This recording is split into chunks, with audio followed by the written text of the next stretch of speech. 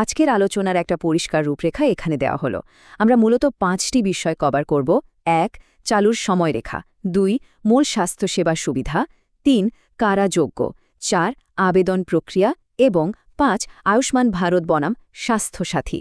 এই পয়েন্টগুলো জানলেই পুরো বিষয়টা একেবারে জলের মতো পরিষ্কার হয়ে যাবে। তো প্রথম বিভাগ 1 নম্বর চালুর সময়রেখা।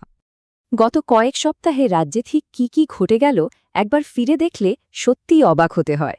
মে 2026-এর আগে পর্যন্ত এই প্রকল্পের বাস্তবায়ন নিয়ে রাজ্যে শুধুই দীর্ঘস্থায়ী আলোচনা আর বিলম্ব চলছিল। এরপর 4 মে 2026 দিল্লিতে হঠাৎ করেই এই বিষয়ে একটা সরকারি ঘোষণা হয়ে গেল। আর সবচেয়ে চমকপ্রদ বিষয়টা ঘটল এর ঠিক 1 সপ্তাহ পর, 11 মে। নতুন রাজ্য সরকার দায়িত্ব নেওয়ার পর মুখ্যমন্ত্রী শুভেন্দু অধিকারীর নেতৃত্বে আয়োজিত প্রথম ক্যাবিনেট বৈঠকেই এই প্রকল্পের চূড়ান্ত অনুমোদন দিয়ে দেওয়া হল। বছরের পর বছর ধরে চলা একটা বিতর্ক মাত্র 1 সপ্তাহের মধ্যে কিভাবে বাস্তবে রূপ নিল, এটা তারই একটা অসাধারণ টাইমলাইন। এবার আসা যাক দ্বিতীয় বিভাগে 2 নম্বর মূল স্বাস্থ্যসেবার সুবিধা। এই যে এত দ্রুত সিদ্ধান্ত নেওয়া হলো, এর আসল সুবিধাটা কি? একটা নির্দিষ্ট সংখ্যার দিকে তাকালেই বিষয়টা পরিষ্কার হয়ে যাবে। 5 লাখ। হ্যাঁ, সংখ্যাটা ঠিক এরকমই। এই একটা মাত্র সংখ্যায় কিন্তু এই পুরো স্কিমের একদম মূল ভিত্তি। প্রতি বছর প্রতিটি পরিবারের জন্য সর্বাধিক 5 লক্ষ টাকা পর্যন্ত সম্পূর্ণ ক্যাশলেস চিকিৎসার সুবিধা পাওয়া যাবে। একবার ভেবে দেখা যাক, যখন কোনো পরিবারের ওপর গুরুতর চিকিৎসার বিশাল খরচ এসে পড়ে, তখন এই 5 লক্ষ টাকার কভারেজ কতটা বড় একটা লাইফ জ্যাকেটের মতো কাজ করতে পারে। শুধু টাকার অঙ্কটাই শেষ কথা নয়, এর ব্যাপ্তিটাও কিন্তু বিশাল। সারা দেশের 30,000-এরও বেশি সরকারি এবং বেসরকারি হাসপাতালে এই ক্যাশলেস চিকিৎসার সুযোগ মিলবে। এর মধ্যে বড়সড় অপারেশন থেকে শুরু করে আইসিইউ বা টার্সিয়ারি কেয়ার সবই অন্তর্ভুক্ত।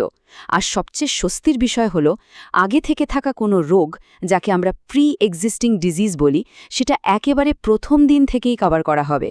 আর হাসপাতালে ভর্তির সময় কোনো রকম অগ্রিম নগদ টাকা জমা দেওয়ার ঝামেলাই নেই। জরুরি অবস্থায় সাধারণ মানুষের জন্য এটা যে কতটা বড় একটা স্বস্তি, সেটা আর বলার অপেক্ষা রাখে না। 3 নম্বর বিভাগ কারাযোগ্য। তো সবচেয়ে গুরুত্বপূর্ণ বিষয়টা হলো, এই সুবিধাগুলো আসলে পাবেন কারা। চলুন দেখে নিই। এই প্রকল্পের প্রাথমিক যোগ্যতা মূলত নির্ধারণ করা হচ্ছে 2011 সালের আর্থসামাজিক ও জাতিগত শুমারি অর্থাৎ এসিসি ডেটার ওপর ভিত্তি করে। উদ্দেশ্যটা একদম পরিষ্কার। সমাজের সবচেয়ে দুর্বল অংশ, যেমন গ্রামীণ দরিদ্র, এসসি বা এসটি পরিবার এবং যে পরিবারগুলোতে উপার্জন করার মতো কোনো প্রাপ্তবয়স্ক সদস্য নেই, তাদের চিহ্নিত করে এ সুরক্ষার আওতার আনা। তবে শুধু গ্রামীণ দরিদ্ররাই নন, এই ছাতার তলায় আরও অনেকেই আছেন।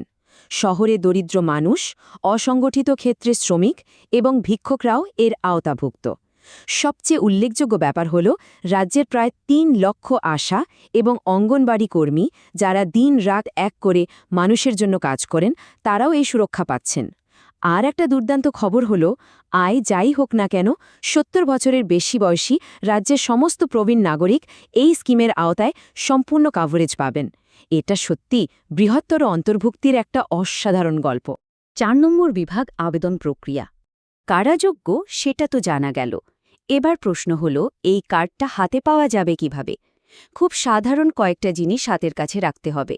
আবেদন প্রক্রিয়া শুরু করার আগে যে 5টি জরুরি নথিপত্র লাগবে, সেগুলো হল আধার কার্ড, রেশন কার্ড, ক্ষেত্রবিশেষে আয়ের শংসাপত্র বা ইনকাম সার্টিফিকেট, ব্যাংকের পাসবুক এবং অবশ্যই একটা আধার লিঙ্ক করা মোবাইল নাম্বার। এই কয়েকটা জিনিস রেডি থাকলেই কাজ অর্ধেক এগিয়ে গেল। চলুন এবার ধাপে ধাপে দেখে নেওয়া যাক গোটা সিস্টেমটা কিভাবে কাজ করে। অনলাইনের পদ্ধতিটা একেবারে সহজ। প্রথমে beneficiary.nha.gov.in ওয়েবসাইট বা আয়ুষ্মান অ্যাপে যেতে হবে।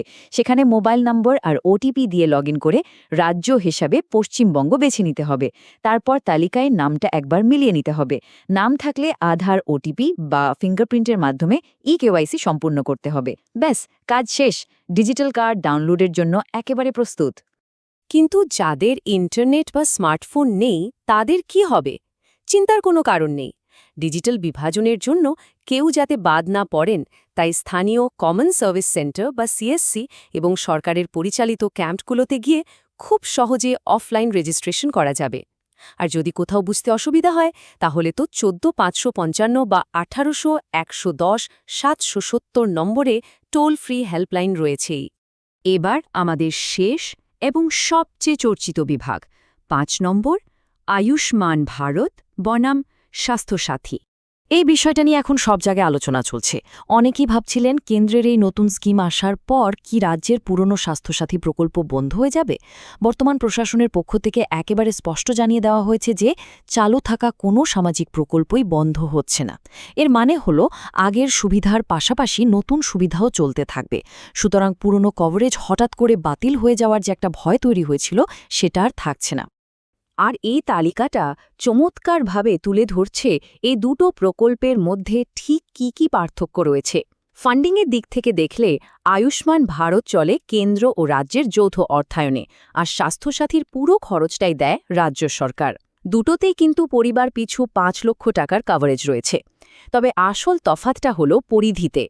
আয়ুষ্মান ভারতের সুবিধা পুরো ভারত জুড়ে পাওয়া যায়, যেখানে স্বাস্থ্যসাথী মূলত পশ্চিমবঙ্গের মধ্যে সীমাবদ্ধ। এছাড়া আয়ুষ্মান ভারত নির্দিষ্ট কিছু পিছিয়ে পড়া পরিবারকে টার্গেট করে তৈরি, আর স্বাস্থ্যসাথী প্রায় সব পরিবারের জন্যই একটা সর্বজনীন প্রকল্প। এত সব তথ্য আর পর্যালোচনার পর একটা অত্যন্ত কৌতূহলোদ্দীপক প্রশ্ন কিন্তু থেকেই যায়।